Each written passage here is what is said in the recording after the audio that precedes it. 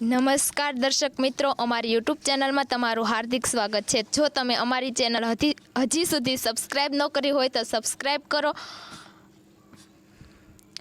હવે આપણે શરૂ કરીશું પ્રશ્ન ક્રમાંક 1। કોમર્શિયલ મલ્ટી સ્ટોરેજ બિલ્ડિંગમાં મેઇન સ્વિચ અને એનર્જી મીટર ક્યાં મૂકવામાં આવે છે? જેનો જવાબ છે ગ્રાઉન્ડ ફ્લોર પર। બીજો પ્રશ્ન છે વાયરિંગની ટ્રી સિસ્ટમ નીચેના પૈકી શેના માટે સૌથી વધારે યોગ્ય છે? જેનો જવાબ છે મલ્ટી સ્ટોરી બિલ્ડિંગ વાયરિંગ। ત્રીજો પ્રશ્ન છે કોમર્શિયલ કે રેસિડેન્શિયલ મલ્ટી સ્ટોરેજ બિલ્ડિંગમાં કેટલા વોલ્ટેજવાળી 3 ફેઝ લાઇનનો ઉપયોગ કરવામાં આવે છે? જેનો જવાબ છે 415 વોલ્ટ।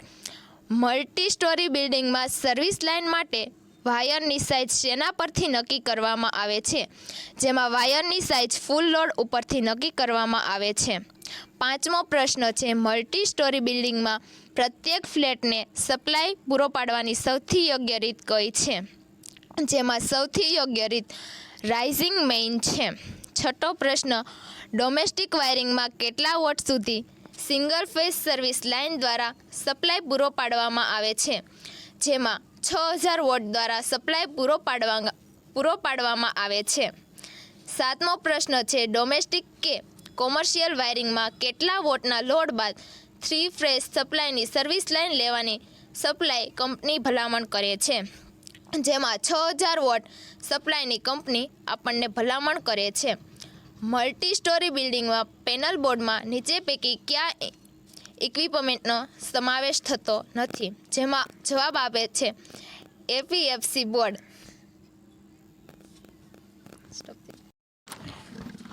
હવે પછીનો 9મો પ્રશ્ન છે સાધારણ રીતે સપ્લાય કંપનીના સર્વિસ લાઇન માટે નીચેના પૈકીનો કયા કેબલનો ઉપયોગ થતો નથી? જેનો જવાબ છે 2 કોર અથવા તો 4 કોર એલ્યુમિનિકલ કેબલ। 10મો પ્રશ્ન છે 1 ટન એર કન્ડિશનર એટલે કે એસીનું વોલ્ટેજ રેટિંગ નીચેના પૈકી શું હોઈ શકે? જેનો જવાબ છે 1400 વોટ। એસી વોટર કુલર વગેરે પાવર લોડ માટે કેટલા રેટિંગની એસએસી વાપરવી જોઈએ? જેનો જવાબ છે 16A અથવા તો 250V। 1 ટન રેટિંગમાં એર કન્ડિશન માટે નીચેના પૈકી કયો વાયર વાપરવો જોઈએ? જેનો જવાબ છે 4.0 મિલીમીટર સ્ક્વેર કોપર। ઇન્વર્ટરનું રેટિંગ ખાલી જગ્યામાં હોય છે? જેનો જવાબ છે ઇન્વર્ટરનું રેટિંગ VA અથવા તો KVAમાં હોય છે। 14મો પ્રશ્ન છે સાઇન બોર્ડ એટલે જાહેરાત માટેનું બોર્ડ। 15મો પ્રશ્ન છે નિયોન સાઇન બોર્ડમાં વપરાતી ટ્યુબનું જોડાણ ખાલી જગ્યામાં કરવામાં આવે છે? જેમાં નિયોન સાઇન બોર્ડમાં વપરાતી ટ્યુબનું જોડાણ સિરીઝમાં કરવામાં આવે છે। ઇન્વર્ટર સિસ્ટમમાં આયુષ્યનો આધાર શેના પર હોય છે? જેનો જવાબ છે ઇન્વર્ટર સિસ્ટમમાં આયુષ્યનો આધાર બેટરીના આયુષ્ય પર રહેલો હોય છે। ઇન્વર્ટર એ સપ્લાયનો ખાલી જગ્યા સોર્સ છે? ઇન્વર્ટર એ સપ્લાયનો પૂરક સોર્સ છે। ડોમેસ્ટિક હેતુસર વપરાતા ઇન્વર્ટરનું રેટિંગ નીચેના પૈકી કયું હોઈ શકે છે? ડોમેસ્ટિક હેતુસર વપરાતા ઇન્વર્ટરનું રેટિંગ 1500 VA પૈકી હોઈ શકે છે। 3 ટ્યુબલાઇટ અને 3 ફેનને સપ્લાય આપવા માટે સપ્લાયના પૂરક સોર્સ તરીકે તમે કયા રેટિંગનું ઇન્વર્ટર પસંદ કરશો? જેમાં 3 ટ્યુબલાઇટ અને 3 ફેનને સપ્લાય આપવા માટે સપ્લાયના પૂરક સોર્સ તરીકે 400 VA ઇન્વર્ટરનું સોર્સ પસંદ કરવામાં આવે છે। સાધારણ રીતે 500 VA ડોમેસ્ટિક ઇન્વર્ટરમાં વપરાતી બેટરીનું રેટિંગ નીચેના પૈકી કયું હોઈ શકે છે? જેમાં સાધારણ રીતે 500 VA ડોમેસ્ટિક ઇન્વર્ટરમાં વપરાતી બેટરીનું રેટિંગ 12V 135 થી 175 AH હોઈ શકે છે। ડિજિટલ મોસફેટ એટલે કે IGBT ટેકનોલોજીવાળા ઇન્વર્ટરમાં કેટલા ટ્રાન્સફોર્મર હોઈ શકે છે? જેમાં ડિજિટલ મોસફેટ કે IGBT ટેકનોલોજીવાળા ઇન્વર્ટરમાં 1 ટ્રાન્સફોર્મર હોય છે। નિયોન સાઇન ટ્યુબ ક્યાં આશરે કેટલા વોલ્ટ પર કાર્ય કરે છે?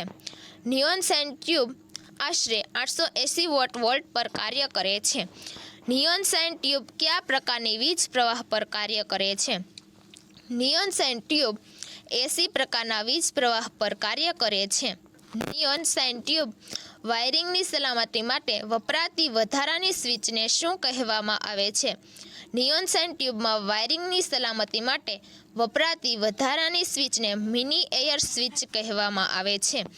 ગ્રાહકના ઘરની નજીકમાં રહેલી ડિસ્ટ્રીબ્યુશન લાઇનમાં ગ્રાહકના ઘરમાં ઇન્સ્ટોલ કરેલા એનર્જી મીટર સુધી સપ્લાય પુરવઠો પૂરો પાડતી લાઇનને શું કહે છે? જેમાં ગ્રાહકના ઘરની નજીકમાં રહેલી ડિસ્ટ્રીબ્યુશન લાઇનમાંથી ગ્રાહકના ઘરમાં ઇન્સ્ટોલ કરેલા એનર્જી મીટર સુધી સપ્લાય પુરવઠો પૂરી પાડતી લાઇનને સર્વિસ લાઇન તરીકે ઓળખવામાં આવે છે. સર્વિસ લાઇન માટે નીચેના પૈકી કઈ પદ્ધતિ વપરાય છે? જેમાં સર્વિસ લાઇન માટે મહત્વની બે પદ્ધતિ વપરાય છે. એક તો ઓવરહેડ સર્વિસ અને બીજી અંડરગ્રાઉન્ડ સર્વિસ. ઘરમાં સર્વિસ લાઇન પ્રવેશે ત્યાં વપરાતી પીવીસી કે જીઆઈ પાઇપના માથાળાના ભાગે વળાંક આપવામાં આવે તેનો ઉદ્દેશ્ય શું હોય છે?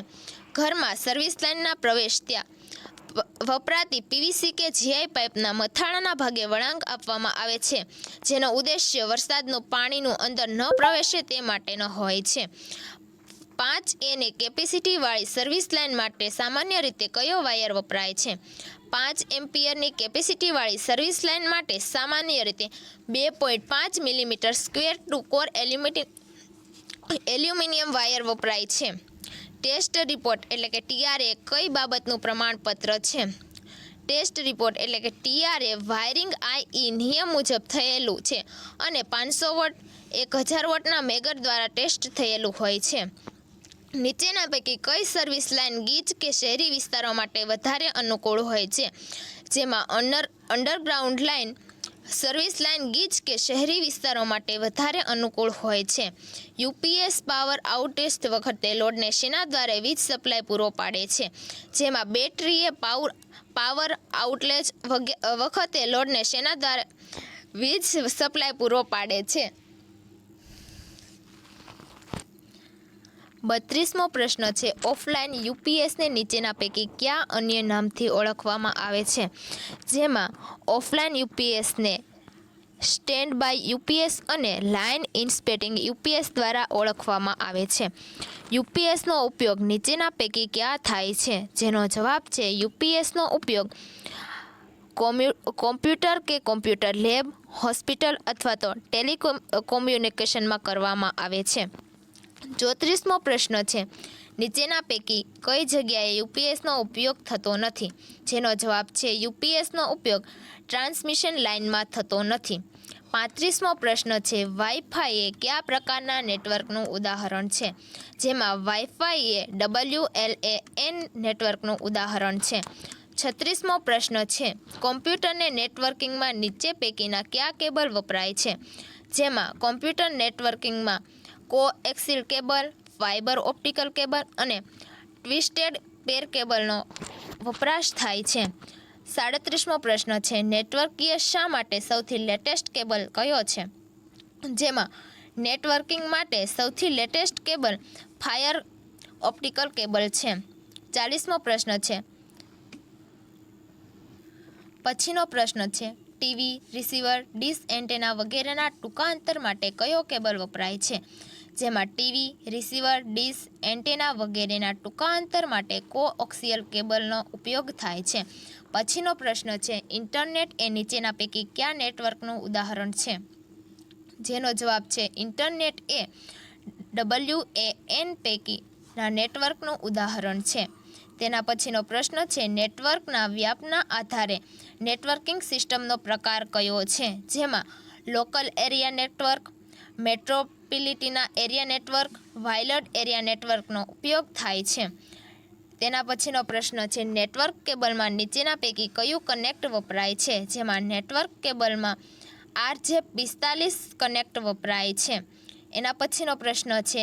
કોએક્સિયલ કેબલના બેટર સિગ્નલ ટ્રાન્સમિશન માટે સેન્ટર કનેક્ટર કઈ ધાતુનો બનેલો હોય છે? જેમાં કોએક્સિયલ કેબલમાં બેટર સિગ્નલ ટ્રાન્સમિશન માટે centre connector annealed copper, electro grade copper, copper clad aluminium ધાતુનો બનેલો હોય છે.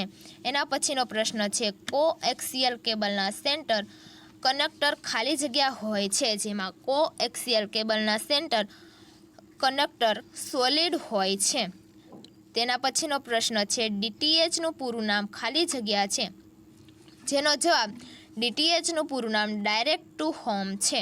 એના પછીનો પ્રશ્ન છે LNBનું પૂરું નામ ખાલી જગ્યા છે, જેમાં LNBનું પૂરું નામ લો નોઇસ બ્લોક ડી કન્વર્ટ છે. એના પછીનો પ્રશ્ન છે LNBની આઉટપુટ ફ્રીક્વન્સી કેટલી હોય છે, જેમાં LNBની આઉટપુટ ફ્રીક્વન્સી 10.7 થી 11.7 GHz હોય છે. એના પછીનો પ્રશ્ન છે KU બેન્ડની ફ્રીક્વન્સી રેન્જ કેટલી હોય છે, જેનો જવાબ છે KU બેન્ડની ફ્રીક્વન્સી રેન્જ 11.7 થી 14.5 GHz હોય છે. એના પછીનો પ્રશ્ન છે સુપર હાઈ ફ્રીક્વન્સી રેન્જ કેટલી હોય છે, તેનો જવાબ છે સુપર હાઈ રેન્જ ફ્રીક્વન્સીનો રેન્જ 3 થી 30 GHz હોય છે. એના પછીનો પ્રશ્ન છે બ્રોડબેન્ડમાં કયા સિગ્નલનો ઉપયોગ થાય છે, જેમાં બ્રોડબેન્ડના સિગ્નલમાં ડિજિટલનો ઉપયોગ થાય છે. એના પછીનો પ્રશ્ન છે RJ45 કેબલ કનેક્ટમાં RJ ખાલી જગ્યા હોય છે, જેના જવાબમાં RJ45 કેબલ કનેક્ટમાં RJ રજિસ્ટર્ડ જેક હોય છે. એના પછીનો પ્રશ્ન છે RJ45 કેબલ કનેક્ટ ખાસ કરીને કયા નેટવર્ક કનેક્શન માટે વપરાય છે, જેનો જવાબ છે RJ45 કેબલ કનેક્ટ ખાસ કરીને LAN કનેક્શન માટે વપરાય છે. એના પછીનો પ્રશ્ન છે RJ45 કેબલ કનેક્ટમાં કેટલી સોકેટ પિન હોય છે, જેનો જવાબ છે RJ45 કેબલ કનેક્ટમાં 8 સોકેટ પિન હોય છે. જો તમને અમારો વિડીયો પસંદ આવ્યો હોય તો અમારા આ વિડીયોને લાઈક કરો, કોમેન્ટ કરો, સબસ્ક્રાઈબ કરો અને શેર કરો.